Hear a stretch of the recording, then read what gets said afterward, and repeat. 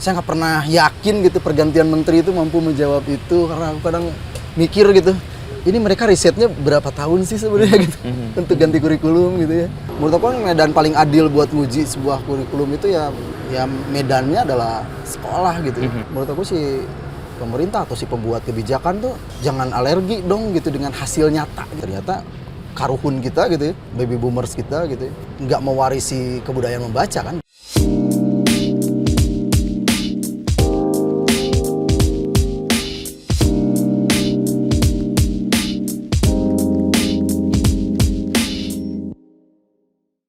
Jadi selama berapa hari di Jakarta nih, Bang? Dari Sabtu berarti, Sabtu sampai Kamis kayaknya. Sabtu sampai Kamis. Kamis pagi hampir pulang. seminggu nih ya. Iya, aku belum pernah saya. Liburan atau dalam rangka apa aja? Sebenarnya aku ke Jakarta ya karena lama nggak ketemu sama si VOB, kebetulan sebelum mereka keluar. Ayo Bang nongkrong dulu tuh sekali-kali ke Jakarta kan. Siapa yang kontak Marsha? Siti. Oh, Siti. Sama Widi. Widi ya, oke. Marsha tuh kemarin sempet chattingan pas waktu mau sama si Inu tuh. Aku ketemu lagi sama si Inu katanya gitu. Ya karena kita lagi mencari sosok muda yang agak berbeda terkait perempuan tentunya di industri yang agak nggak umum gitu ya. Tapi lantang bersuara dan kebetulan udah Marsha aja. Dan ternyata kemampuan teatrikalnya gila. Itu pasti peran Abah. Oh enggak. Tapi sebelum itu Abah cerita dulu. Yeah. Siapa Abah, bagaimana backgroundnya, lalu kemudian gimana ketemu dengan Voice of Beceprot. Siti, Marsha, sama Widi. Ya. Sebenarnya kalau nama asli itu Cep Ersa Eka Susila Satya ya. Sorry ulang, Cep Ersa Eka Susila Satya. 5 nama 5 orang itu. Saya nggak pernah mau nanya ke almarhum bapak kenapa namanya kayak gitu. Cuman jadi Abah Erza itu ya si VOB itu. Jadi kesannya kan kayak punya nama panggung ya, padahal enggak. Gak pernah manggung. Oke. Saya dulu kan ini di nge-honor di sekolah gitu ya. Di sekolah. Karena almarhum bapak tuh maksa anaknya harus jadi guru salah satu orang gitu kan. So, saya dua bersaudara. Ya akhirnya setelah berkhianat di kuliah tuh karena Jurus kuliah apa? saya nggak jurusan pendidikan. Oh, bukan pendidikan. Apa pendidikan? Sastra. Okay. Akhirnya ketahuan kan ternyata sastra, dia kecewa, terus menjelang meninggal waktu sakit. Ya udah akhirnya beresin skripsi, semacam wasiat gitu ya. Ya akhirnya masuk sekolah, ngajar di sekolah. Terus waktu itu nggak ada yang mau jadi guru BPBK di sekolah. Ya biasalah guru baru biasanya suka disuruh taruh di tempat yang nggak ya, banyak peminatnya. Karena ya zaman dulu tuh guru BP, guru bahasa Indonesia, guru bahasa Sunda, seni budaya tuh dianggap siapapun bisa lah gitu. Jadi pelajaran-pelajaran yang nggak perlu keahlian spesifik gitu. Oh, itu pelecehan terhadap sebuah sangat. Itu susah karena banget. kan kecakapannya luar biasa. Kan stres banget bahasa, Mas. Guru BPBK, konseling gitu ya, harus mengenal anak jauh lebih dalam gitu. Nah, terus stereotipnya kan di kampung itu guru BPBK itu tukang nasihat gitu. Aku sih nyebutnya tukang obat gitu. Tukang obat, oke. Harus banyak ngobatin gitu. Sementara aku kan nggak bisa nasihatin orang masalahnya Mas. Nggak suka dinasihatin sih masalahnya. Nah waktu itu si anak-anak itu banyak gitu termasuk, tapi yang paling mencolok itu ya 3 orang itu. Oke. Di ada di catatan Sanawiyah itu ya? Iya, ada di catatan BPBK sebelum aku. Oke. Wah, kata MTS cewek nih gitu masuk BPBK kenapa gitu. Pas dicek Siti itu tukang tatalu di kelas gitu. Tukang apa? Tukang tatalu tuh mukul-mukul meja. Namanya tatalu ya. Oke, itu yang jadi sekarang yang jadi drummer. Ya. Oke. Kalau Marsha awal perkenalannya dia suka. Jadi ada beberapa teman guru nih. Kesel kan dia katanya cerita gitu, ada anak tuh yang kurang ajar katanya, nggak sopan gitu. Jadi sering ngeritik sekolah. Sebagai kurang ajar. Dia nulis di mading kan, terus pas aku kan dipanggil lah, madingnya tiap kali ditulis sudah nggak ada besoknya gitu ya. Nah, aku ngobrol kan, ternyata cara pandangnya emang dia dari dulu udah unik, udah nampar aku sendiri. Apa yang terkesan ketika pertama dari mading itu SMP berarti kan? SMP, ya sekitar SMP. Iya dia banyak mempermasalahkan yang bagi dia itu ketidakadilan gitu, kayak dia ingin memposisikan yang diperlakukan sama dia harusnya sama dong sama yang guru. Lain. Karena itu sulit diterima ya untuk guru. Guru ya. Sangat sulit diterima. Jadi kayak dia pernah ngobrol soal di sekolah itu kan diseragamkan ya bah gitu. Iya kata saya itu. Harusnya gimana kata. Ya mungkin harusnya diberagamkan gitu sesuai keberagamannya. Nah kata dia tuh si seragam itu tuh jadi menyeragamkan segala hal gitu. Harus sama kan semuanya. Ya. Gitu. Hari ini pakaiannya, besok mungkin pikirannya. Oh iya itu terjadi. Saya berpikir ini dia dari sekolah itu sejam lebih ya ke rumahnya. Jalan kaki gitu. Oke. Nggak Di pernah telat. Singajaya itu. Di Banjarwangi. Oh, Banjarwangi. Oke. Ya, di Banjarwangi itu sejam lebih perjalanannya. Terus dia nggak pernah telat. Terus aku lihat nilai-nilai akademisnya juga bagus gitu. Aku dulu sempat pikir nih anak harusnya juara umum di sekolah gitu. Terus lewat diskusi juga dia salah satu anak yang menolak perankingan. Oke. Terus karena dikategorikan bandel aku nggak bisa nasehatin. Waktu itu aku kepikiran kayaknya harus bikin sesuatu di sekolah yang anak-anak itu ngerasa itu keren gitu.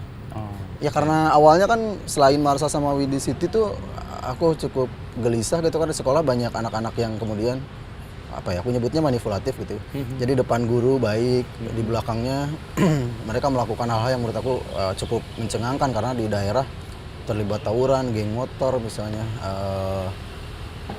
narkoba gitu bahkan, terus nyerempet seks bebas gitu kayak gitu. Aku agak ngeri dan ketika aku bikin penelusuran ternyata itu diadopsi dari kota gitu. Mungkin ada kakaknya atau siapa gitu. Terus waktu itu juga kan era mulai masuk ini internet. Ya. Itu berarti tahun 2013. 2013. Oke. 2014 lah. 2014 waktu itu. Nah, aku bikin teater waktu itu, Mas.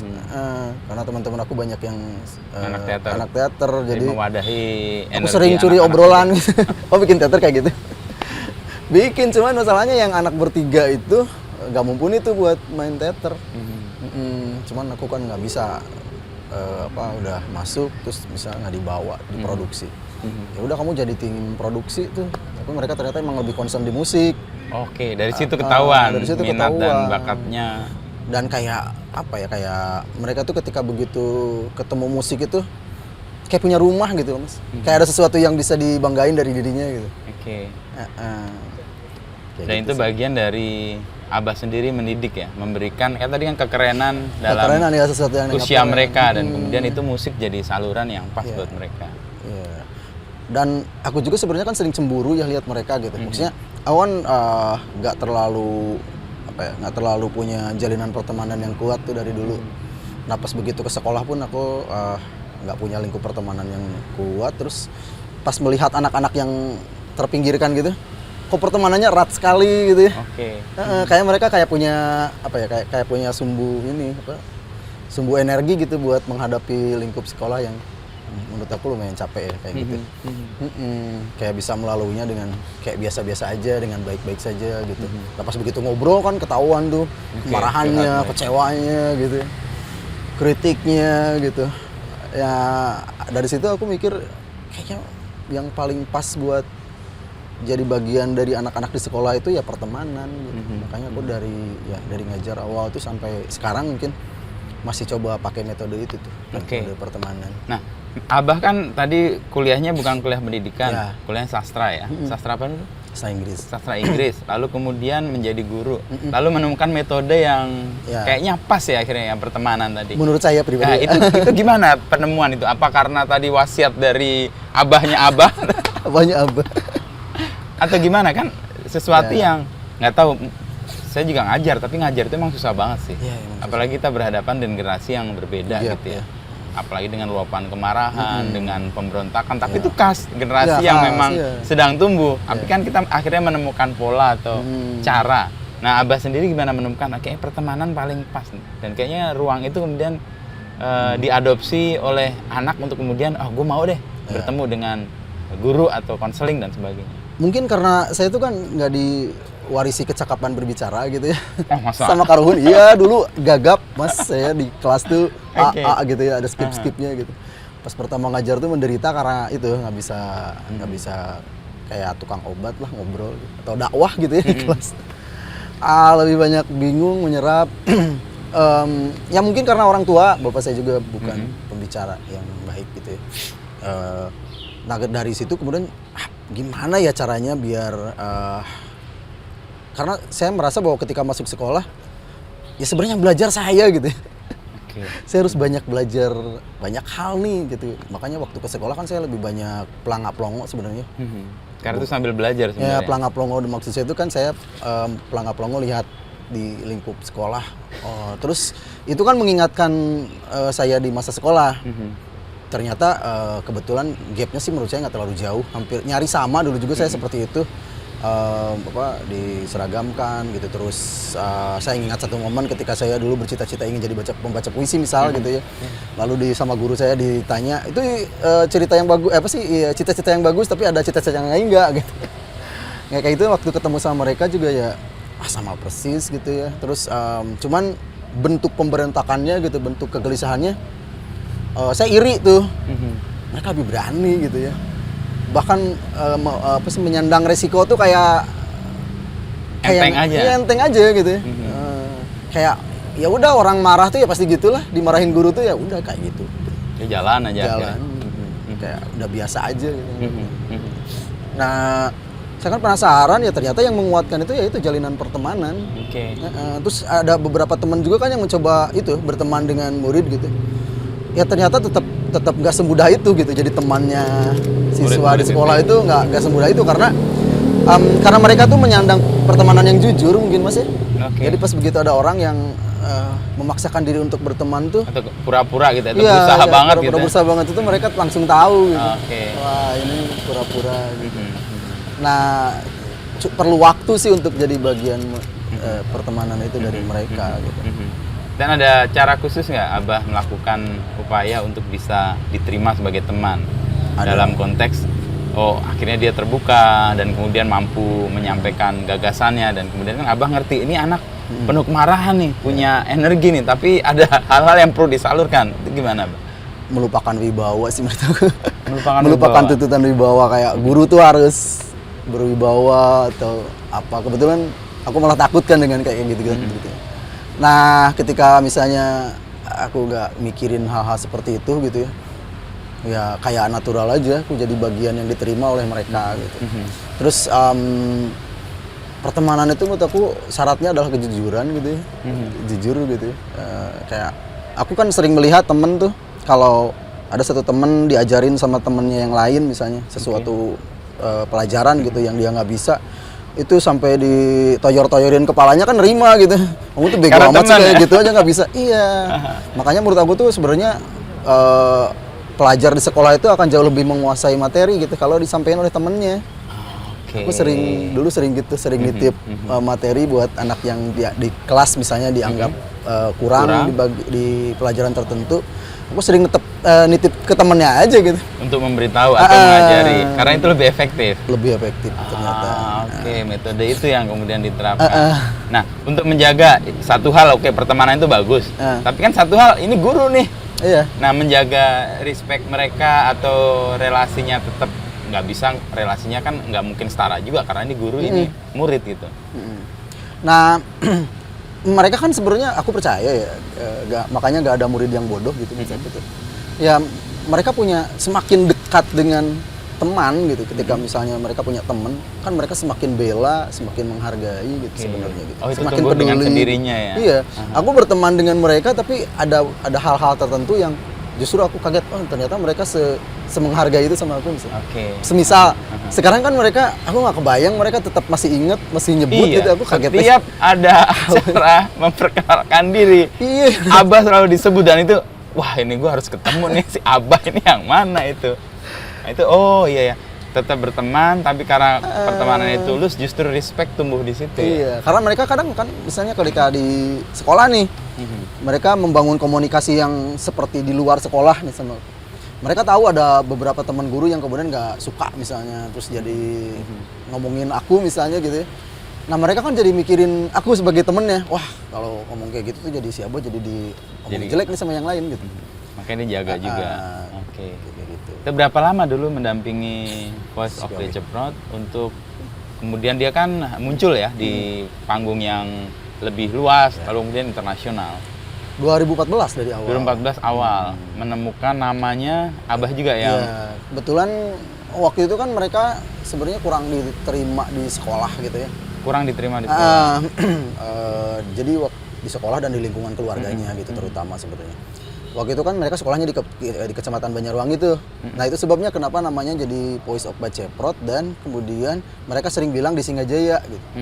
Padahal kan mereka rumahnya di Banjarwangi. Oke. Nah ini sempat jadi banyak masalah tuh karena mereka dianggap sebagai pribadi yang kacang lupa pada kulitnya gitulah. Oke. Dia nggak menyebut Banjarwanginya. Padahal sebenarnya karena orang kan nanyanya Voice of Baceprot itu dari mana gitu. Nah kalau si Voice of Baceprot emang lahir di Singajaya di rumah saya. Kebetulan waktu itu saya bikin studio kecil-kecilan lah di rumah buat mereka latihan kalau pulang sekolah gitu. Nah waktu itu kan waktu di sekolah agar biar dapat dukungan dari sekolah namanya Voice of Bakitos. Voice of Bakitos. Bakitos Itu nama sekolah. Oh, oke. Ya. Nah kalau teaternya Legok Teater Baceprot kan waktu itu. Legok Teater Baceprot. Waktu dari di rumah tuh 2014 ya udah dibikinlah namanya jadi Voice of Baceprot. Jadi kombinasi antara teater sama musik tadi. Iya. Oke, itu muncul di Singajaya, di Singajaya, studionya di rumah, Abah. Di rumah Rama Musikal namanya. Oke, makanya dia menyebut lahir di Singajaya, bukan di Banjar. Kalau ditanya rumah mah pasti mereka nyebut di Banjarwangi. Banjarwangi. Rumah Marsa di mana? Pasti di Banjarwangi. Lengkap dengan tempatnya. Ya, nah di tengah hubungan yang tidak aman atau tidak nyaman dengan sekolah dan orang tua, lalu membuat band itu dan bandnya kan appearance-nya, musiknya, lalu liriknya itu kan kayak melawan semua stereotyping yang ada di physical atau sosok dari Widi, Marsha sama Siti. Itu gimana bah awal-awal? Ya di ruang BPBK itu kan saya mendesainnya jadi di tempat bercerita yang aman gitu ya. Maksudnya ketika mereka bercerita saya berjanji bahwa saya tidak akan menceritakan cerita kalian ke siapapun gitu ya. Sehingga trust-nya muncul di situ. Kamu harus aman dan nyaman dengan cerita kamu. Nah cerita-cerita mereka itu bagi saya kan menampar dan cukup menakutkan gitu karena kan gap umur ya. Saya sering overthinking kan. Ini kalau diterimanya sama orang lain gimana nanti gitu. Penerimaannya gitu ya. Nah kemudian saya juga kan nggak kuat ya menampung cerita-cerita kemarahan banyak gitu ya. Nah dulu saya terbiasa sih cerita-cerita tersebut saya samarkan dengan lirik gitu. Dengan tulisan-tulisan kayak jadi puisi gitu atau kayak jadi. Wah keluar nih anak sastranya. Kebetulan. Sebenarnya itu terpaksa agar orang nggak ngeh gitu ya. Nah sebenarnya cerita Marsha terutama. Cerita Marsha itu kan sangat sarkas dan tendensius gitu dulu tuh. Nah aku bilang ke Marsha, pikiranmu itu gak bisa sesarkas dan setendensius ini karena kamu sebagai si pengkritik nih, kamu harus konsisten sebagai si pengkritik gitu, sementara lingkungan kita akan menuntut solusi gitu. Nah sementara ketajaman kritik kamu itu ya sulit untuk menggandeng solusi gitu. Makanya kamu kita ngobrol dulu gitu ya. Nah kemudian pikiran-pikirannya itu, buah-buah pikirannya tuh aku coba dituliskan gitu, jadi lirik, jadi tulisan gitu yang itu sebabnya kalau Mas bilang kayak teatrikal gitu ya sebenarnya agak biar gak terlalu lugas aja sebenarnya. Itu kayak strategi juga ya. Sebenarnya awalnya gitu tapi kayaknya mungkin jadi Marsha jadi kebiasaan mungkin ya. Jadi kayak aku juga lihat itu jadi kayak pribadinya gitu. Gak sengaja emang dia mau bikin gitu, emang dari dulu jadi jadi kayak kebentuk jadi gitu dia. Jadi ruang yang diterima sebagai untuk ekspresi itu kemudian diselami sebagai hal yang baru karena dia berusaha untuk tidak tadi kan sarkas, tidak langsung menyerang, tidak langsung dengan apa istilahnya to the point, tapi dia agak melingkar sedikit gitu ya. Awalnya dia marah juga. Mas, awalnya dia marah si Marsha itu. Kok bahkan benci sebuah hal yang manipulatif katanya gitu. Ya itu kan manipulatif juga kan. Kenapa ini dimanipulasi? Kenapa nggak langsung gitu? Sering banget kena tampar Marsha itu sebenarnya. Iya. Iya, tapi kemudian karena dia suka baca buku kan dari dulu dan bacaannya ya lumayan yang berat-berat gitu kan. Jadi suka nyolong-nyolongin buku koleksi saya kan waktu itu. Udah diumpetin tapi tetap ketahuan kan sama dia. Ya mungkin karena suka baca, ya secara nggak langsung membenahi cara berpikirannya mungkin gitu ya. Yang bacaannya apa aja, Abah? Dia yang mengagetkan dulu, dia sempat dipanggil kan sama guru, dirampas bukunya, terus dimasukin ke ruang BP kan. Nih ada anak bawa buku PKI gitu. Buku PKI gitu. Buku PKI apa? Kamu udah kaget ya. Dari mana nih anak punya buku PKI gitu? Mana bukunya? Nih, Saru. Ternyata Bumi Manusianya tetralogi, ya tetraloginya Pram gitu kan. Masih buku ini dibilang buku PKI. Aku geli juga kan sama temen gitu. Itu kan terus dua deh sama yang anak segala bangsa gitu. Yang covernya ada yang kayak di rel pegang arit gitu kan. Di lain waktu saya sempat tanya kenapa dibilang buku PKI. Ya gara-gara ada arit itu kan. Jadi stereotyping Orde Baru berhasil ya sampai aku tahun nanya, 2013-14. Udah pergi nanya saya itu buku dari mana? Dari ruangan Abah. Pas dicek, oh iya buku saya. Itu dari studio itu? Iya kan aku di sekolah aku suka tinggal di sekolah. Di Okay. tempat ngajar dimanapun aku selalu tinggal di sekolah. Kecuali sekarang ya karena ada rumah istri. Tinggal di sekolah biasanya aku punya ruangan bekas gudang biasanya aku bersihin buat tempat tidur gitu. Biasanya aku nyembunyiin buku-buku di situ. Oke, itu bacaan. Akhirnya Marsha juga melihat ada buku-buku. Iya mungkin gitu dia bosan di kelas katanya waktu itu Oke. terus ngumpet di situ. Sambil baca.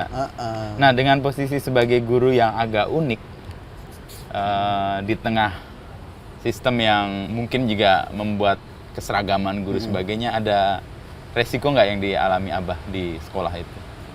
Ada aku dari sekolah itu kebetulan aku udah keluar ya terus aku Keluar setelah? bareng si Bareng. POB lulus sekolah saya juga keluar karena Oke. waktu itu aku diangkat jadi ASN kan. Tapi jauh sebelumnya aku pernah 2 kali dipecat dari sekolah di 2 sekolah yang berbeda. Untuk alasan? Yang pertama alasannya ya karena ya dianggap provokatif sama anak-anak. Gitu. Waktu itu kan aku bikin gerakan bongkar perpustakaan tuh. Oke. Karena Itu provokatif? Bagus dong orang baca buku di perpustakaan. Ya kan kalau pelajar di sekolah, aku kan melewati fase-fase yang lumayan bisa ini ya menyederhanakan ucapan tuh nggak terlalu lugas gitu. Kalau anak-anak kan kadang ngomongnya ya asal aja langsung gitu kan gitu, to the point gitu. Nah, aku waktu itu kan jemu gitu lihat ada di sekolah tuh perpustakaannya gede banget tapi dilihat dari kaca jendelanya tuh udah kayak apa sih debu gitu nggak pernah dibuka kuncinya karatan terus aku sama anak-anak yuk kita bikin gerakan bongkar perpustakaan jadi bongkar tuh maksudnya bukan didobrak diganti kuncinya dalamnya diberesin gitu bukunya disusun gitu terus aku nggak semangat kan karena buku di dalamnya cuma buku paket gitu ya yang proyek-proyek di sekolah ya didatang yang bukan karena kita ingin baca tetapi di drop aku dulu sampai bilang itu kitab suci gitu karena nggak pernah dibaca. Iya karena ya itu satu kedua buku itu kan nggak diganti gitu itu aja gitu nggak ada sumber yang lain gitu. Nggak ada permajaan. Diwajibkan gitu biasanya. Beruntung banget ya yang punya project itu. Terus karena itu kemudian Abah diresikokan untuk waktu dipecat. itu dikeluarkan. Terus aku sempet yang lucunya aku sempat dituduh menggelapkan 500 eksemplar buku paket gitu. Nah itu sih kenangan paling terlucu kan. Aku pernah dituduh sebagai kriminal yang nggak banget gitu nyuri buku paket 500 eksemplar buat apa? Itu dihembuskan untuk menyingkirkan aja sebenarnya. Iya. Oke. Ya, sudahlah nggak apa-apa. Terus yang kedua? Yang kedua waktu itu gara-gara apa ya? Waktu itu gara-gara ya sama juga sih kurang lebih. Kurang lebih gara-gara dianggap provokatif juga sama anak-anak gitu. Oke. Kemudian Marsha, Siti, dan Widi lulus, Abah juga lulus dari sekolah itu. Nah, itu tahun? Itu tahun 2014 aku. 2014. Nah, enggak deh. Iya 2015 lah. Nah, waktu itu setelah PNS 2 tahun gitu ya, SN 2 tahun. Aku malah sempat kena SP tuh. Iya. Ya gara-gara aku nganter si VOB gitu ya. Ditulisnya tuh itu, aku nggak masuk katanya di jam pelajaran. Pada waktu itu aku ngantar si VOB-nya di waktu setelah selesai ujian kan suka ada pekan olahraga. Iya, tuh. iya. Nah, itu kan sebenarnya nggak efektif belajar. Cuman waktu itu aku sih curiganya gara-gara ramenya lagu Sisiku Revolution itu. Iya, iya. Oh, itu awal single ya? Iya, awal single sih. Mungkin ya. Karena, nah, School Revolution itu kan awal munculnya Voice of Bajeprot dan kemudian di notice ya. Ya. Nah, sebenarnya cerita apa yang mau disematkan oleh Voice of Bajeprot dan Abah sendiri kayaknya penulis liriknya. Waktu itu liriknya. Gimana, Abah? Ya sebenarnya aku sengaja bikin judulnya nggak struktur ya, nggak terstruktur gitu, School Revolution gitu, nggak pakai off, nggak pakai apa gitu. Sebenarnya karena aku capek dengan struktur di sekolah yang ternyata malah menghasilkan pelajar-pelajar yang kebanyakan manipulatif gitu. Terus aku waktu itu seperti yang Marsha bilang, prihatin sih karena pelajar itu seperti nggak punya kesempatan untuk didengar gitu. Mereka kan dari usia kecil, dari usia dini itu diajarkannya untuk menjawab gitu. Jadi kayak hak bertanyanya itu udah tercerabut dari sejak dini, dari kelas 1 SD itu anak-anak itu kan dilatih untuk menjawab ya gitu ya. Dicontohkan dengan berbagai contoh-contoh, menghafal dan sebagainya, sementara bahkan jawabannya pun karena dilatih ya diplot jawabannya, distrukturkan. Seperti itu. Jadi menurut aku tuh kayak alam pikirnya tuh kurang berkembang karena ya nggak bertanya dari kecil. Awal. Nah, aku kan nggak tahu metode apa sih sebenarnya untuk mengimbangi hal sedemikian. Sementara aku sering ngaca diri gitu. Ya siapa aku? Didengar juga nggak akan gitu ya. Kebetulan ada cerita-cerita si anak-anak kemarahannya anak-anak kan di tulisan itu di ruang BPBK gitu ya. Nah, aku pingin bikin sebuah lirik bareng Marsha bikinnya. Yang itu sebagai sebuah kesadaran aku bahwa aku nggak berdaya gitu. Jadi sebenarnya si lirik School Revolution itu dibuat untuk menampar diri aku sendiri gitu. Makanya di chorusnya kan kayak gelap gitu, kayak ya aku udah sebagai guru yang diharapkan itu aku udah mati gitu, udah nggak ada, udah nggak bisa gitu. Karena menghadapi sistem struktur yang mengekang gitu ya. Sangat mengekang, apalagi PNS kan. Tapi Abang ada di situ. Iya, ada di situ. Ada dalam struktur yang dalam tanda petik juga entah terjebak atau emang berusaha untuk melakukan perubahan tapi susah. Susah. Karena yang selalu dituntut adalah hasil instan di sekolah itu kan. Anak mampu menjawab soal ujian gitu. Waktu itu kan masih ada ujian nasional gitu. Dan sekolah pun dituntut harus meluluskan semuanya gitu kan gitu. Kalau sebenarnya kan enggak gitu ya, enggak seperti itu gitu. Setengahnya aja kan mungkin kalau dicek itu enggak lulus sebenarnya gitu. Tapi kan harus lulus gitu. Nah, itu kan proses yang ribet sih menurut saya, karena saya nggak pernah yakin gitu pergantian menteri itu mampu menjawab itu, karena aku kadang mikir gitu, ini mereka risetnya berapa tahun sih sebenarnya gitu untuk ganti kurikulum gitu ya. Nggak tahu untuk guru sepupu aku sih yang bayangin minimal 10 tahun lah gitu, 20 tahun gitu ya risetnya. Nggak tiap ada ganti menteri, gitu. Ganti kebijakan lalu ganti sistem yang dipakai itu. Nggak hanya guru yang pusing sebenarnya, orang tua. Saya sebagai orang tua bayangin anak, gila nih anak selama mungkin 15 tahun terakhir mungkin ada 4 atau 5 kali perubahan sistem. Iya benar. Terakhir Merdeka, sekarang balik lagi ke yang baru ya. Oh ya, deep learning gitu. Ya, SMA dan sebagainya. Ngerti. Nah, balik ke yang soal tadi School Revolution yang melawan terhadap struktur yang sebenarnya nggak memerdekakan lah. Apalagi pendidikan tadi aku tercenung sekali, memang betul. Anak-anak sekolah itu terbiasa untuk dia menghafal, dia menerima, dia mendengar, lupa bertanya. Padahal bertanya itu, apalagi pertanyaan dengan awal kenapa, itu kan awal dari pencerahan dalam tanda petik ya. Orang menemukan sesuatu karena dia bertanya. Nah, untuk mengakomodir itu dalam sistem pendidikan yang mungkin tadi instan, Abah sendiri melakukan ke anak-anak gimana sekarang? Ya, aku memulainya dari awal bahwa kita punya gap umur nih. Kesadaran itu dulu. Aku suka agak suka, rela agak rela, aku adalah tua gitu. Atau menuju tua lah. Kalian remaja yang menuju muda gitu, menuju brilian gitu. Jadi aku ingin awal perkenalan itu dengan kalian membebaskan pikiran kalian untuk nanyain apapun gitu. Yang selama ini nggak bisa kalian tanyain gitu. Ceritain aja, apain gitu, apapun gitu yang menjadi menjadi pikiran kalian, ingin kalian tanyakan gitu. Hilangkan kata maaf. Aku tuh kan gitu ya, anak-anak tuh bisa mau bertanya pun selalu diawali dengan maaf, boleh bertanya nggak Pak? Dari situ aja aku udah sedih gitu ya. Anak kecil loh gitu. Mungkin orang lain bangga gitu, anak itu terlatih sopan gitu. Tapi menurut aku anak itu terlatih takut gitu dari sejak kecil gitu, bahkan untuk bertanya gitu.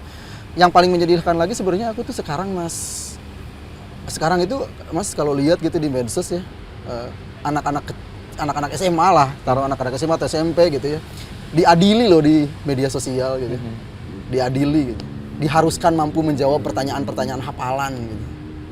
Raraban, dites raraban gitu, ditanya nama-nama kota gitu. Lalu ketika mereka nggak bisa menjawab, aku pikir kenapa orang-orang itu nggak mikirin ini buah loh dari dulu tuh gitu ya. Diharuskan menghafal. Oke, dulu kan nggak ada media sosial, nggak ada internet gitu. Pengetahuannya hanya dari buku RUPL misalnya gitu ya. Yang pegangan mereka setiap hari diwajibkan, dipaksa gitu dihafal. Dan kemudian mereka hanya hafal itu gitu ya. Segelintir kemudian bisa maju dengan potensi yang dihasilkan dari hafalan itu gitu. Tapi buahnya adalah ketika generasi sekarang yang kemudian berkenalan dengan media sosial, dengan internet gitu ya, nggak memerlukan hafalan, tapi diadili dengan cara seperti itu juga gitu. Nggak relevan lagi sebenarnya cara menguji atau mengadilinya dengan menurut realita. Menurut aku sih jahat mereka ya diadili dengan netizen itu, menurut aku jahat banget gitu ya.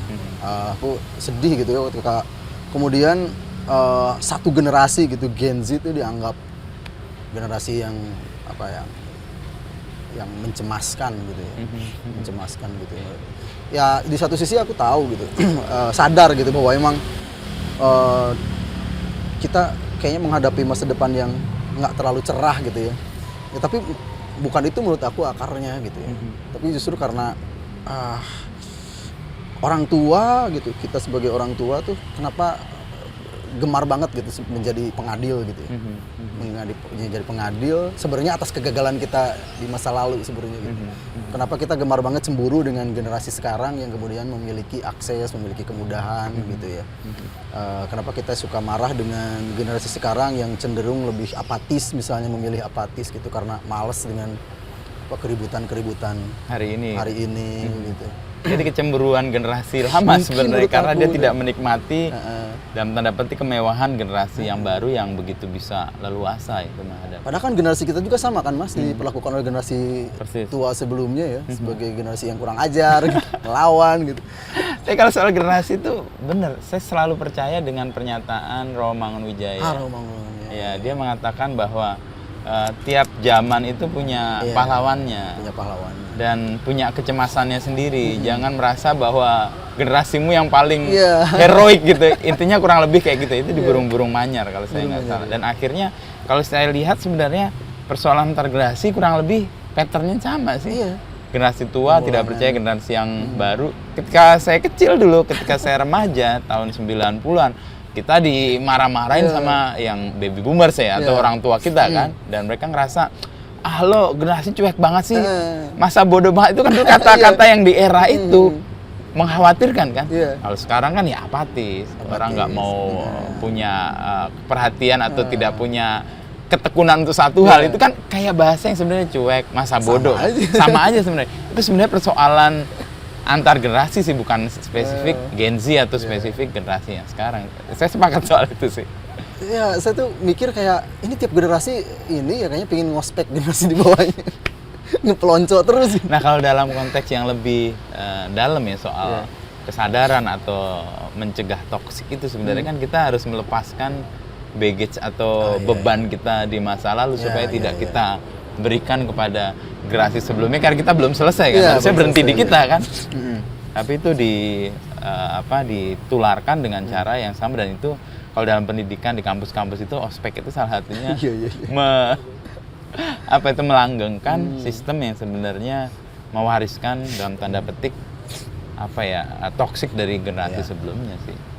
Nah, bahkan dengan pola pendidikan yang menurut saya revolusioner tuh, berani banget menghadapi situasi itu, sistemnya menerima nggak? Cenderung enggak. Nah, respon Abah terhadap itu gimana? Padahal kan saya sebenarnya ini ya, apa sih nggak merasa terburu-buru gitu ya. Dalam hidup itu saya nggak merasa terburu-buru. Tapi kadang saya berpikir gitu kalau menghadapi sistem yang seperti ini gitu, saya lebih nggak mau kayak apa ya, kayak berkompromi enggak, tapi juga nggak mau memikirkan gitu ya. Sistem dengan orang-orangnya, dengan pemikir-pemikirnya gitu, dengan kepercayaannya, ya kan nggak bisa ditolak gitu. Jalanin saja. Saya kepingan kecil gitu yang ya udah saya coba dengan apa yang saya bisa aja gitu. Dan diyakini gitu ya. Di sekolah tanpa, sebenarnya kan yang mengganggu bagi saya adalah tuntutan hasil gitu. Kayak misal ada CPOB, kemudian setiap kali saya di sekolah baru gitu ya, tuntutannya adalah bikin dong POB baru. Padahal situasinya beda, konteksnya beda. Iya, dan itu yang saya selalu jawab adalah emang siap dengan masalahnya gitu, yang mungkin bakal jauh lebih besar karena sekarang kan udah bukan Gen Z lagi kan, udah Alpha kan itu ya. Mungkin Alpha lebih beringas daripada Gen Z. Gen Z masih ada apatisnya gitu. Alpha lebih bisa aja lebih to the point gitu. Iya. Kita belum begitu banyak kenal aja karena mereka kan sekarang dari level SD ke SMP nih ya, generasi Alpha itu ya. Iya. Nah, Abah ngajar apa sekarang? Aku malah ngajar bahasa Indonesia sekarang. Bahasa Indonesia. Karena aku tertarik dengan Guru yang atau mata pelajaran yang dulu dihindari dan dianggap siapapun bisa melakukan. Iya. Dan Okay. aku tuh merasa ngajar bahasa Indonesia itu adalah fase tersulit aku belajar tuh. Karena Menurut aku bahasa Indonesia punya kedalaman yang nggak asal gitu. Nggak cukup hanya dengan membaca buku atau ngobrol dengan teman gitu, berdiskusi gitu. Menurut aku bahasa Indonesia itu punya kedalaman yang harus kita mengenalnya dekat, lama gitu. Ya itu. Kayak sesederhana aku harus bawa pelajaran ini di ruang kelas aja gitu ya. Terus kemudian aku mengalami kekecewaan, balik lagi kan aku merasa anjis, aku ternyata milenial tua juga nih yang menuntut banyak ke siswa gitu ya. Kemudian aku ngajak kawan-kawan di kelas gitu ya, yuk kita mikir jangan-jangan emang ada masalah yang bukan kesalahan siapa-siapa gitu ya. Ternyata dari anak-anak juga akhirnya aku ketemu bahwa sebenarnya ketika belajar bahasa Indonesia yang tuntutannya adalah membaca, menghasilkan tulisan gitu kan, sebenarnya kenapa cenderung anak-anak sekarang itu sulit untuk menulis? Ya karena konon katanya membacanya emang juga tidak bagus kan. Ya tapi kemudian dari perkenalan saya dengan pelajar hari ini di sekolah gitu, sekolah baru, saya entah ini benar atau enggak menemukan satu hal bahwa ternyata karuhun kita gitu ya, baby boomers kita gitu ya, nggak mewarisi kebudayaan membaca kan ke kita gitu, yang melahirkan kemampuan menulis. Kita kan diwarisinya adalah kebiasaan mendengar dan menonton. Ya, menonton. Yang harusnya melahirkan kemampuan berbicara kan, gitu ya. Mendengar gitu, diharuskan menghafal, mengingat gitu ya. Harusnya kan mampu. Tapi itu pun nggak terjadi. Dan ternyata ya masalahnya gitu. Kan harusnya itu melatih daya ingat. Makanya kan generasi kita dulu kalau kita menyombongkan kelebihan generasi gitu. Generasi kita kan dianggap generasi pengingat ya, kuat gitu ingatannya gitu. Ya karena kan belum ada gadget, belum ada orang gawai belum gitu. merelakan ingatannya ke ingatannya belum dipindahkan ke tempat-tempat lain atau ke gawai. Tapi kan sekarang susah. Daya ingat itu udah dianggap gak perlu buat Gen Z. Ngapain harus ngapalin gitu, kita semua tinggal ada dicari. nyuruh artificial misalnya gitu. Nah jadinya kan ada di persimpangan tuh menurut aku, ikut sedihnya dengan si Gen Z. Sampai ada beberapa kawan pelajar yang bilang, ternyata di era yang di zaman yang canggih ini kita tuh bodoh ya ternyata gitu. Sambil ketawa-ketawa ngobrolnya, tapi aku sedih gitu, kayak ditohok banget gitu. Itu kan kayak pengakuan jujur gitu. Kayak kita bikin nulis deskripsi diri aja kayak susah banget gitu ya gitu. Gampang sebenarnya kalau pakai nyuruh meta AI misalnya gitu ya. Cuman kan beberapa kawan pelajar tuh kemudian kayak pingin nyobain, bisa nggak sih gitu sebenarnya? Ternyata nggak gitu. bisa. Tetap pingin buka gitu, atau takut salah gitu. Tetap merasa bahwa chat GPT itu lebih bagus hasilnya gitu. Walaupun kemudian dibuktikan ini chat GPT aja tergantung orang yang nyuruhnya gitu. Saya sempat malah di kelas itu apa kayak ngajak anak-anak tuh belajar bikin prom yang Oke. kita jajah deh sih sebetulnya. Kita perbudak pekerjakan dia gitu ya. untuk melakukan apa Kita yang kita mau. perbudak, iya. Oke. Jadi ngajar bahasa tingkat SMP. SMP. SMP. Kelas 7 lagi aku Oh, betulan. kelas 7. Kelas 1 gitu. Apa pengalaman Abah terkait dengan kemampuan bahasa anak-anak itu? Dan sekarang kan kita punya, meskipun saya agak nggak setuju ya, tetapi soal tingkat literasi dan kemampuan baca kita katanya paling rendah gitu ya. Aku juga setuju. Tapi satu hal, literasi kan nggak hanya soal baca ya. betul. Orang kan bisa dengan lisan, Ya, itu dengan secara mendengar. betul. Itu juga orang punya kemampuan literate kan. Literate kan terbuka dan sebagainya. Nah, Abah sendiri sebagai praktisi, guru tadinya BK, sekarang guru bahasa di kelas 7 ya. Ya. Anak-anak yang lagi, saya melihat lagi seru-serunya Lagi tuh. seru-seru. Lagi menggugat banyak hal, lagi nggak percaya pada otoritas, bahkan pada orang tuanya, dan belajar sesuatu. Dan apa metode Abah yang diterapkan untuk menyampaikan pelajaran yang tadi? Ini kayak mata pelajaran yang marginal ya, Iya, guru aja marginal. udah nggak ada yang mau ngambil. Siapa aja bisa ngajarin, padahal nggak tuh, faktanya. siapa aja. Ya aku ini kayak ke anak-anak itu kayak setiap kali kan anak-anak setiap pagi itu ada aja satu orang atau dua orang yang bercerita dari apa yang mereka baca gitu di media sosial gitu ya. Nah, aku biasanya suka ngajak mereka untuk memikirkan ulang gitu yang aku bilang bahwa kita tuh sebenarnya dari dulu yang bikin kita jadi banyak dituduh seperti ini seperti itu gitu ya. Karena kita menyandang penyakit inferior gitu menurut aku tuh gitu ya. Apa gue inferior, aku ngobrol lah gitu, rendah diri dan lain sebagainya gitu. Bahkan ada beberapa mazhab gitu yang secara kaprah gitu melegitimasi bahwa ya rendah diri itu sebagai sifat yang bagus gitu ya. Harus merendahkan diri misalnya kayak gitu. Nah, waktu itu coba waktu ada satu anak yang kemudian ngobrol, "Bah, bener gak sih kalau literasi di kita itu paling rendah?" Dia nyebutnya sih nomor 4 di dunia katanya gitu. Paling rendah ya. Katanya dia lihat di internet katanya kayak gitu. Statistik ya. Nah, persis aku juga jawabnya waktu itu ngajak memikirkan ulang gitu. Legacy yang kita punya gitu dari leluhur kita. Ya, ya. Coba kamu bandingkan deh. Orang Eropa itu jago-jago menulis dan jago membaca. Tapi soal mengingat, soal bertutur, Bercerita. aku berani adu gitu kan. Kita tuh lebih jago gitu. Terus sastra tutur kita kan aku kemudian ngajak mereka mengetahui karena yang zaman sekarang kan kurang tahu gitu. Soal dulu kan di keagamaan tuh ada yang namanya nadom gitu. Kayak membacakan cerita atau kisah gitu kayak gitu. Atau berpantun gitu, kayak gitu. Nah ternyata hal-hal yang aku pikir itu akan nggak disukai oleh mereka, mungkin karena mereka nggak mengenal gitu. Begitu mengenal mereka malah Menyukai suka itu. gitu. Oke. Kayak di Sumedang itu ada satu daerah namanya itu dikenal dengan istilah poyok ungkal. Poyok ungkal. Poyok ungkal itu kayak apa ya? Kayak meledek gitu ya. Jadi di daerah sana itu di Sumedang itu, saya juga baru tahu gitu di Sumedang itu ada kebiasaan warganya tuh kalau ketemu orang baru, jadi kayak dia kayak nyinyirin orang tapi pakai pantun gitu. Oke. Disebutnya poyok ungkal gitu. Jadi menurut aku ini kampung satir gitu. Kampung satir. Kalau datang ke sana tuh harus bersiap gitu. Karena kalau kayak di kita ini nggak di punya- roasting ya. Tapi bentuknya dia ngungkapinya dengan cara yang Persaudaraan santuy ya. gitu, enak gitu. Kalau kita baperan ya udahlah, Kelar lah. kelar lah.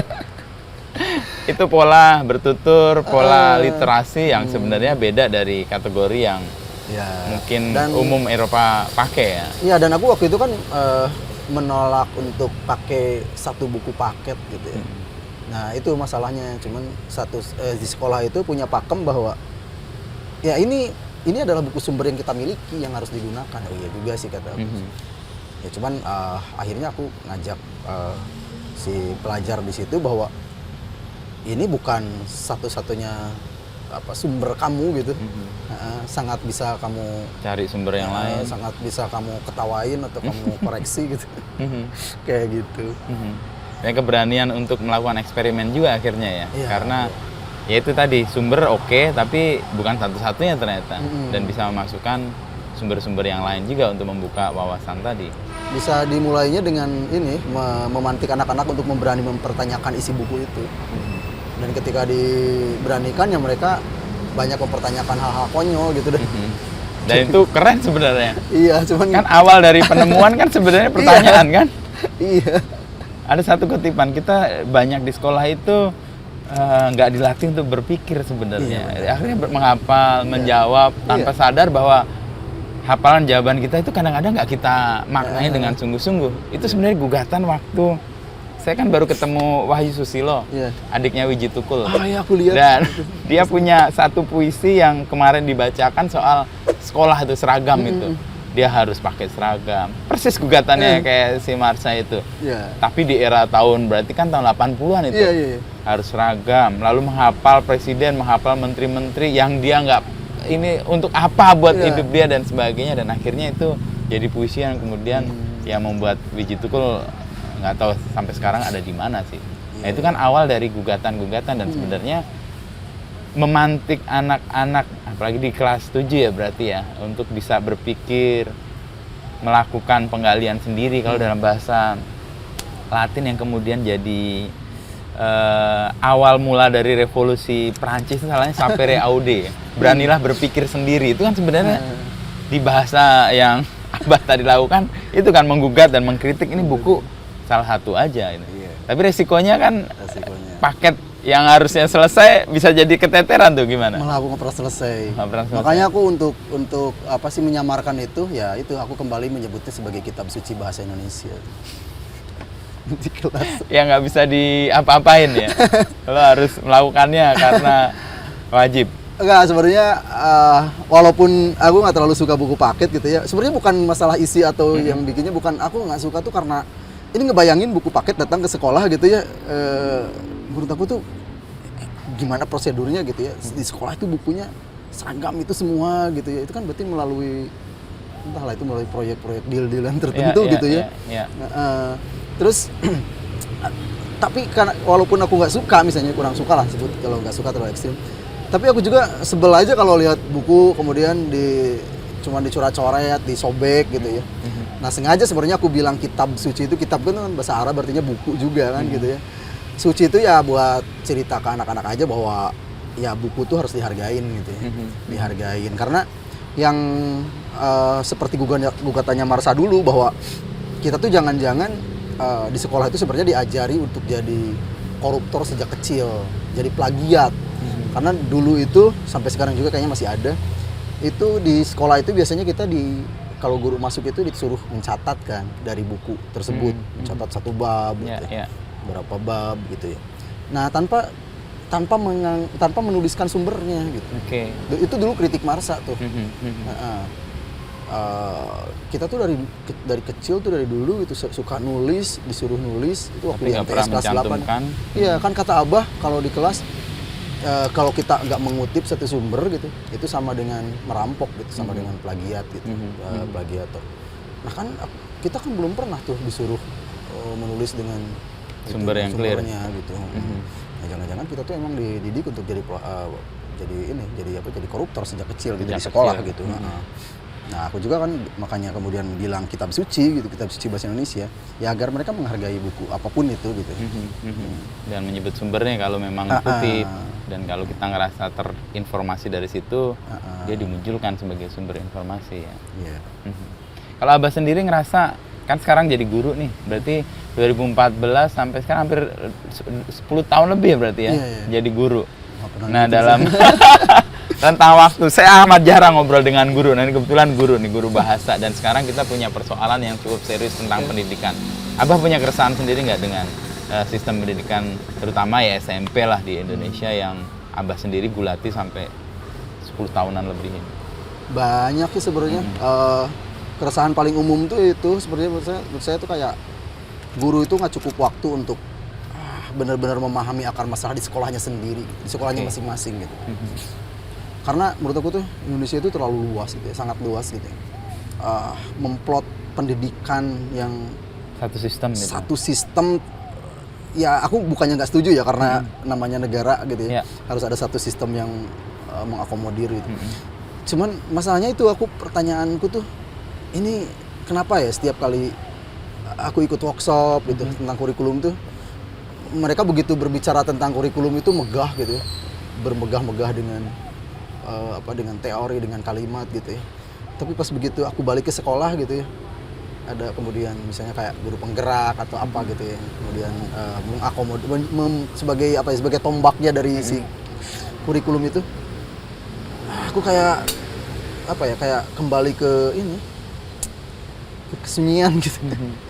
Karena apa? Apa Nggak sih gitu connect, ya? nggak connect antara yang Iya. megah di Iya. level yang nasional dengan pengalaman real di Kayak aku wilayah. aku merasa kayak yang dimunculkan di setiap sekolah itu kayak citra-citra aja gitu. Bukan Kayak, real kebutuhan atau real. kayak menurut aku itu bukan yang diungkap tuh bukan akar masalah yang benar-benar gitu ya. Kayak misal sekarang sekolah berbasis project gitu, kayak project-project yang diangkat tuh pokoknya sekolah ada project aja gitu. Aku kayak ini data yang dihimpun tuh beneran hasil dari cuman dari citra-citra seperti ini, ya wajar kemudian kurikulumnya dianggap sah, dianggap bagus gitu ya. Ya keresahan aku tuh ya, aku kayaknya penyumbang juga gitu, penyumbang kurikulum tuh kemudian cepat disahkan, cepat dipakai gitu yang belum diuji gitu. Menurut aku kan medan paling adil buat nguji sebuah kurikulum itu ya medannya adalah sekolah gitu. Dan harusnya menurut aku sih pemerintah atau si pembuat kebijakan tuh jangan alergi dong gitu dengan hasil nyata gitu, dan jangan berkecil hati juga gitu. Mendingan kita tahu sebegitu pahitnya gitu ya Daripada kenyataan gitu ya. pura-pura Iya, dibanding- melupakan itu dan bermegah-megah untuk sesuatu yang kosong juga. Iya, menurut aku tuh kayak gitu. Harusnya aku jujur sampai sekarang kadang kayak sering balik lagi gagap di kelas gitu. Aku kayak jadi tukang obat lagi gitu, atau kayak aku pakai metode yang aku pakai itu kayak aku kayak menghinakan teman-teman gitu yang sudah bersusah payah. Karena bagi aku ya butuh effort juga ya untuk meyakini kurikulum atau kebijakan-kebijakan yang dilontarkan oleh pemerintah gitu ya. Menurut aku butuh effort juga, karena aku percaya kawan-kawan guru di sekolah itu sangat mengenal persis gitu pelajar, lingkungan gitu. Yang menghegemoni si karakter pelajar gitu. Tahu persis pasti gitu, dan mereka pasti tahu nih apa yang harus dilakukan. Tapi kemudian mereka bisa punya keyakinan bahwa ini kurikulum yang pas, harus digunakan. Menurut aku tuh effort, dan aku sangat respect gitu mereka mau gitu, mencobanya minimal gitu. Aku kan kadang untuk berkompromi aja aku kayak habis nafas gitu.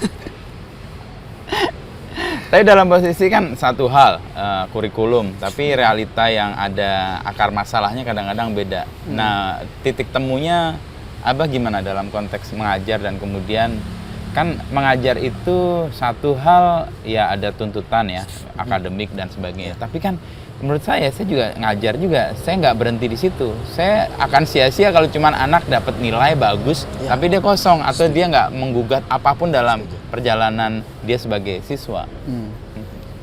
Nah, lagi-lagi aku percaya gitu bahwa ya pertemanan bagi saya pribadi, mungkin metode pertemanan bagi saya pribadi mungkin Yang cocok bisa sedikit menjadi minimal membantu saya bernafas lah di kelas gitu ya. Di tengah gap yang tadi ya, di tengah antara gap yang kurikulum tadi. dan akar masalah yang ada di sekolah. Minimal mereka di kelas misalnya, teman-teman yang bertemu di kelas gitu ya, berani untuk menggunakan pikirannya gitu. Berani bertanya aja, saya udah bahagia gitu. Berani mempertanyakan banyak hal gitu, tanpa harus minta maaf dulu sih, bagi saya udah karena mengerikan yang bagi saya kayak ya kamu tanpa bertanya, tanpa kuat kemampuan bertanya, ya kamu akan jadi bulan-bulanan gitu.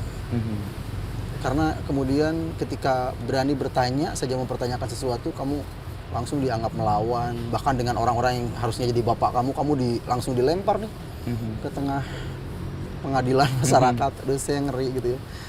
Setiap kali melihat ada anak usia remaja gitu ya jadi bulan-bulanan di media sosial itu selalu miris ya. Ya bagi saya gelap Indonesia itu kayak gitulah. Ketika generasinya sekarang yang digadang-gadang ini loh demografi bonus gitu ya, tapi ketika diperlakukan seperti itu gitu ya, kita menyetujuinya gitu, kita mengamininya, ikut menghujat, ikut merayakan penghujatan gitu kepada remaja gitu, yang mereka melontarkan pertanyaan gitu ya, melontarkan gugatan gitu ya. mengandalkan keberaniannya gitu. Mhm. Ya, ya itu.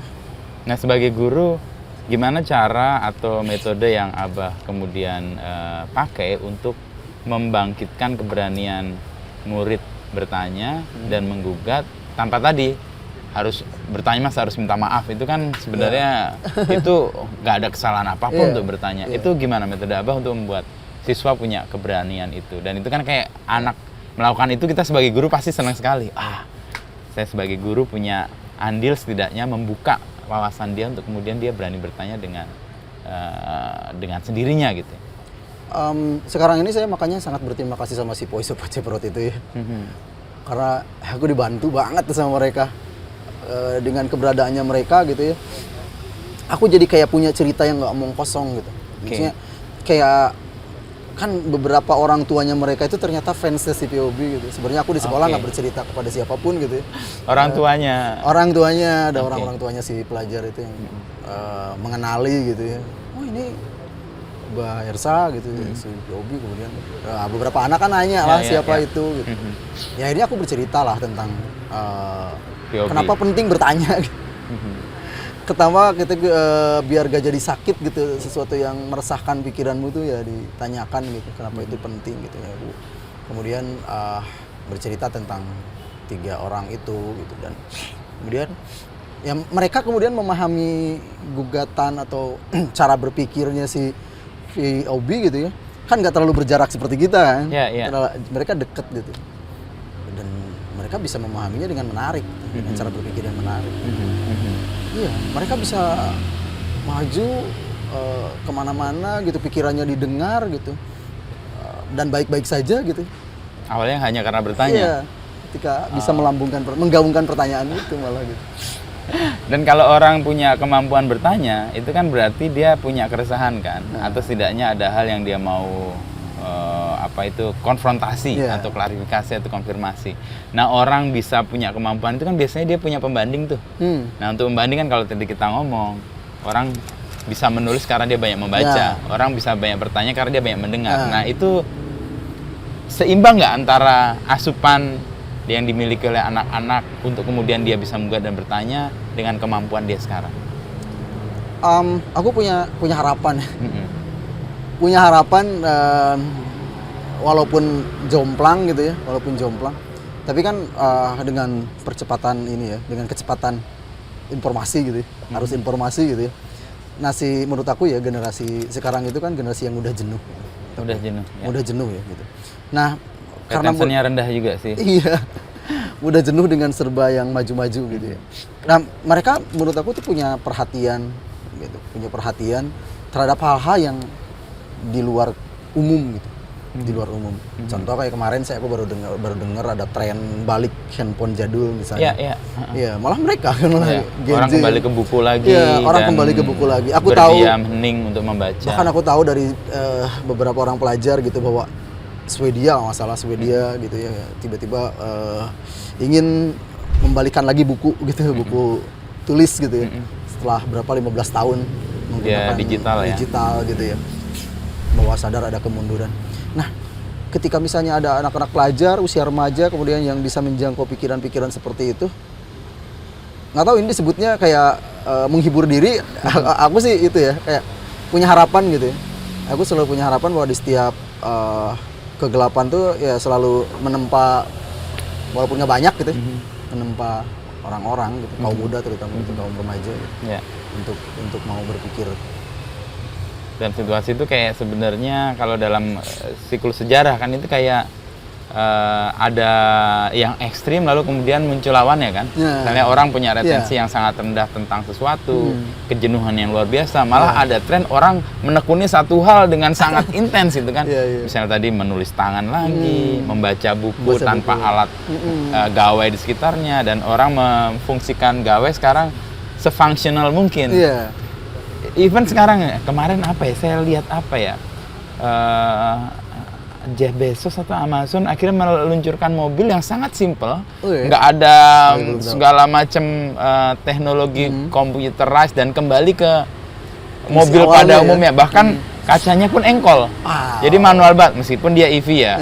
Itu Dan orang opsional kalau mau menambahi segala macam fiturnya, Ya, bisa. ya udah dipilih. Tapi mobil itu sebagai fungsi pengantar dari satu titik ke titik lain, itu ya itu aja kayak Iya. handphone awal-awal kita punya tahun berapa 99 atau tahun 2000 awal saya kerja cuman buat telepon aja, SMS aja dulu susah. Ya makanya Nokia hidup lagi kan kayaknya sekarang. Mungkin. Katanya. Dengar dari anak kan kemarin katanya. Ya ada berita hal gitu. yang ya kalau kita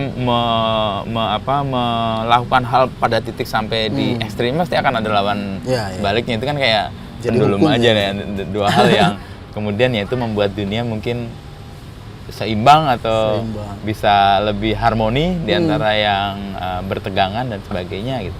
Itu kayaknya keren juga sih. Dan di pelajaran Abah itu diterapkan membaca, Ya. ketemu buku lagi. Jadi, nah kemarin kan sempat yang aku seneng gitu ya di sekolah tempat aku ngajar sekarang itu Sekolah di mana ngajarnya Bas? di SMP Negeri 2 Sumedang. Sumedang, oke. Nah, di sekolah itu kemudian kemarin membuat sebuah kebijakan gitu ya, aturan untuk melarang pelajar bawa gawai ke sekolah. Oke. Nah, beberapa ada temen juga yang bilang, wah ini susah katanya, nggak akan, Nggak akan nanti anak-anak bakal diterapkan. tantrum atau apa gitu ya. Tapi aku ngerasa berhasil ataupun tidak berhasil ini harus gitu ya. Coba gitu Dicoba. ya. Dicoba dan ternyata begitu dilakukan biasa aja mereka menerima, bahkan beberapa kelas gitu. Kebetulan kan saya dari kampung nih, sekarang ngajar di sekolah kota kan. Di Sumedang itu di sekolah kota tuh. Iya, iya. Kelasnya banyak kan, Oke, sampai 30 paralel kelas. gitu. Kalau dulu saya cuma 10 rombel, kalau saya 10 kelas. Sekarang ada 30 kelas, kan. Banyak banget. Ya. Nah, ternyata begitu gawainya dilarang nih, yang mereka, aku melihat mereka seperti biasa aja gitu. Nggak tantrum. Ya hari pertama doang aku melihat ada beberapa anak yang gelisah misalnya. Sampai kalau diam gini-gini gitu ketahan.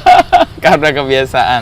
Tapi setelah itu lewat, Tapi mereka setelah itu aku jalannya melihat biasa aja. menikmati bergerombol, ngobrol Oke. gitu ya. Aha. Terus Sosialisasi jadi terjadi ya. kekhawatirannya kan gap yang terlalu jauh gitu ya, jomplang terlalu jauh. Kekhawatirannya itu ternyata tidak terbukti gitu. Yang seperti Mas bilang tadi bahwa si generasi sekarang itu ternyata punya caranya sendiri gitu. Punya kemampuannya sendiri gitu, untuk beradaptasi gitu. Ya. Dan karena ada tren-tren yang itu ya, balik ke fungsi handphone Ya, yang ya. sebelumnya. Mereka Kembali mungkin ke yang sangat basic mungkin, gitu ya. menurut akhirnya. aku tuh mereka mulai mengalami kejenuhan gitu dengan segala kemudahan-kemudahan itu. Ya, ya. Dan ketika mereka mengalami kejenuhan, dia akan berpaling pada hal yang mengasihkan buat mereka kan. Iya. Apapun itu, bercengkrama lagi, bermain lagi. Yang paling bikin terharu itu sekarang, makanya aku salut banget nih sama ya sama sekolah itu, sama sekolah si SMP 2 Sumedang. Yang bikin terharu aku tuh ini sekarang aku melihat wajah-wajah khawatir orang tua yang sebelumnya aku jarang melihat.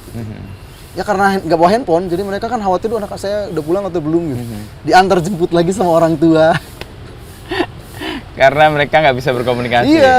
Oke. Pertamanya, nah justru menurut aku tuh yang tantrum itu orang tua, bukan. Oh, bukan anak-anaknya. Bukan anak-anak, Anaknya sih iya, fun-fun aja gitu. sebenarnya. Dan mereka Orang punya tuanya eksperimen yang tantrum lebih seru. gitu. Orang Sih tua yang ribet tantrum. gitu kan gitu. Enggak, kan ada jadwal. Bapak tahu anak bapak pulangnya jam berapa gitu. Masuk sekolah jam berapa. Nanti nggak antar gitu. Kayak gitu. Dan aku sih berharap mudah-mudahan itu ini ya kayak menjadikan pertemanan di keluarga itu bisa, harapan ya, Iya, baliklah ada balik gitu. lagi. Iya. Nah ini mie-nya kayaknya mau buka ya kayaknya. Mana si Ucok ya? Cok, lo mau buka? Buka aja nggak aja. apa-apa. Kita mau pesen malah jangan-jangan. Nah, terakhir nih, Abah nih sebelum kita mengakhiri udah hampir sejam nih. terakhir. Iya, iya. Apa pendidikan menurut Abah dan berkaca pada Marsha, Siti dan Widi yang kemudian dia apa ya? Menurut saya melenting ya dari situasi yang hegemonik dan kemudian entah dapat pendidikan dalam arti apa, kemudian dia bisa bersuara dan cita-cita orang yang terpelajar kan sebenarnya itu dia menyampaikan suaranya dan kemudian suaranya didengar. Nah, Abah sendiri melihat pendidikan itu apa? Hidup sih bagi saya. Hidup. Pendidikan itu kehidupan gitu. Ya kita nggak bisa mengukur hanya lewat bangunan atau lewat metode, apalagi cuman sereceh kurikulum gitu. Oke. Ya bagi saya pendidikan itu adalah kehidupan gitu, yang disandang semua manusia gitu. Jadi kita nggak bisa kemudian melegitimasi orang yang nggak sekolah kemudian Nggak terbelakang, berpendidikan nggak gitu. berpendidikan gitu, nggak perlu. Bapak sih pendidikan itu ya melekat sih pada manusia. Makanya waktu anak-anak CVOB itu kemudian memilih untuk tidak melanjutkan sekolah gitu. Aku menghormatinya gitu. Oke. Tidak mau Mereka kuliah. berhenti di SMA. Di SMK. Keluar SMK mereka tidak mau melanjutkan kuliah gitu. Nah, kenapa aku menghormatinya? Karena pendidikan itu melekat pada hidup kemanusiaan gitu, memunculkan kesadaran-kesadaran gitu. Terus suatu ketika mereka ternyata pengen lanjut studi kan bisa gitu. Atau kayak anak aku sendiri yang sekarang homeschooling gitu di rumah gitu ya. Aku menghormatinya karena ya suatu hari dia pingin balik lagi ke sekolah gitu ya. Semoga walaupun tetap ini kita milenial ada overthinking gitu. Gimana nggak punya temen gitu. Ya berarti aku harus jadi temennya di rumah gitu. Oke. Jadi karena pendidikan adalah hidup, itu kayak sepanjang hidup kita adalah pendidikan. Belajar. Makanya jangan main-main dengan, maksudnya kalau orang bikin kebijakan pemerintah lah taruh gitu, bikin kurikulum atau apa, terus jangan main-main. Itu kehidupan orang gitu. Jangan ditentukan hanya 5 tahun gitu. Apalagi menurut untuk saya itu main-main banget gitu. apalagi untuk feeding ego dari pejabat-pejabat yang dia mempertaruhkan jutaan hidup Iya dong. anak-anak yang sebenarnya Iya. harusnya diberikan kesempatan untuk berkembang dan bertumbuh ya. Iya. Jangan main-main. Oke Abah, thank you ya ngobrolnya. Nanti kapan-kapan kalau kita ada kesempatan nonton VOB bareng kita. Ayo. Besok tuh tengah 30. Iya besok ya, jam? Aku belum tahu nanti di kapan deh. Di M Block ya? Malam kayaknya ya. Malam ya, aku sampai sore ada acara. Nah kalau mungkin Malam kan ya? ke M Block kan. Ayo itu nongkrong. suasananya pasti seru tuh di. Sorry soalnya kalau di M Block itu kan intimate deh. Iya. Maksudnya Nggak terlalu besar tapi rapat kan. Kayak kemarin lapangan banteng kan terpisah kolam gede tuh.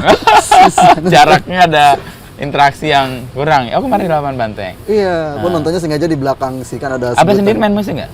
Dulu. Heeh. Aku main musik cuman kebutuhan buat musikalisasi itu Puisi? aja. Kayak tulisan gitu. Oke. Itu cuman bisa sih nggak jago. Apa gitar atau? Aku dulu ya gitar. Pernah drum juga cuman ya gitulah. Tapi yang banyak lirik ya? Heeh. Nah, karena belajar sastra itu ya mempertajam pilihan kata atau Ya sebenarnya karena aku nggak pandai berkomunikasi dengan orang dulu tuh, jadi kayak kalau apa sih kayak yang dipikirin itu kata almarhum bapak tuh ya jangan disimpan di kepala, kasihan gitu. tulis. Kepala kita tuh nggak keren-keren amat gitu. Tapi Tulisin itu aja gitu. metode yang saya pilih juga ketika Iya. saya kuliah pun saya menulis karena menyampaikan apa yang kita rasakan dengan apa ya terbuka itu kan susah apalagi Iya. di era waktu itu 98 97 masih orang men-stereotyping kita. Nah, cara paling ampuh yang saya lakukan adalah menulis kayak di buku harian Kita gitu. mau punya diary kan, budaya diary ya. Itu sampai sekarang masih ada gue. Iya, aku juga Setahun masih nulis tuh. Wah, ternyata seumur itu gue udah gugat banyak hal tuh. Iya. Dan kemudian kita lihat lagi, oh ini pentingnya sih Penting. kemampuan untuk menyelesaikan kekalutan di pikiran Iya. dengan tulisan. Dan kalau kita mampu, ini tips menurut saya. Kalau kita mampu menuliskan apa yang ada di sini, itu separuh persoalan udah selesai. Iya. Karena kita udah mendefinisikan kan, udah memilah-milah mana yang harus kita sampaikan dan Oh persoalan iya, apa yang lupa aku juga tambahin ya dikit. Iya ke anak-anak itu aku juga ada salah satu sih nggak tahu bagi aku itu lumayan metodis ya. Kayak kalau misalnya memahami pelajaran tuh, mereka suka nyatet nih, mencatat pelajaran gitu. Oke. Nah, aku apa sih kayak mengajak mereka untuk mencatatnya dalam bentuk naratif gitu. Oke. Jadi Jadi kayak storytelling gitu. Iya, kamu misalnya belajar hari ini tuh hal apa yang kamu dapat tuh ya kamu bikin aja Ceritakan. kayak kamu bercerita ke teman kamu gitu, setiap pagi gitu. Oh, itu jadi metode ya? Iya. Ah. Kalau baca bahasanya kan sama orang apaan sih catat apaan gitu. Lebih banyak ngobrolin suasananya kan. Tapi justru itu efektif kan? Iya, bagi Kayak aku tadi, sih efektif. teman yang menjelaskan nempel. sesuatu kepada temannya itu jauh diterima dibanding dari otoritas situ. yang Iya. memberitahu. Iya. Nah, itu pengalaman yang proven sih. Iya. Kalau kita dibilangin orang sebaya kan lebih dengerin kan?